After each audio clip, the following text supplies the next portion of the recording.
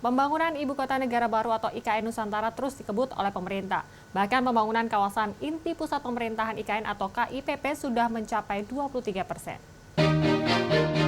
Deputi Bidang Sarana dan Prasarana Otorita Ibu Kota Negara atau IKN, Sylvia Halim mengatakan, saat ini pemerintah tengah fokus dalam pengerjaan kawasan inti pusat pemerintahan atau KIPP di IKN.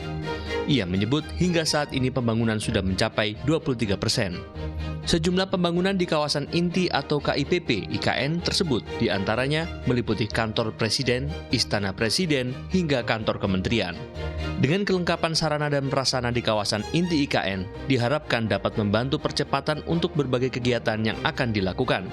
Dukungan dari berbagai pihak serta investor inilah yang membuat progres pembangunan IKN disebut-sebut bakal sesuai dengan target. Salah satu strategi dari pembiayaan untuk pembangunan dari IKN itu adalah 20% itu APBN, 80% itu dari swasta. Gitu dengan skemanya yang berbeda-beda ya, ada macam sekali gitu skema bisnisnya untuk mereka bisa berinvestasi dan berkontribusi untuk pembangunan di IKN. Hal senada juga diungkapkan mantan Menteri Badan Perencanaan dan Pembangunan Nasional atau Bappenas Andrinov Caniago yang mengaku optimistis pembangunan IKN akan berjalan sesuai jadwal.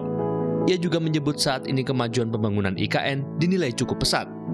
Bahkan, ia memprediksi dalam 3 hingga 5 tahun ke depan, kawasan inti pusat pemerintahan IKN akan selesai dibangun. Nah, saya yakin dengan membangun kawasan inti, bahkan ketika itu sedang dalam proses membangun pun, investor akan antri. Dan sedengar memang sudah melebihi yang daftar itu dari yang diperlukan.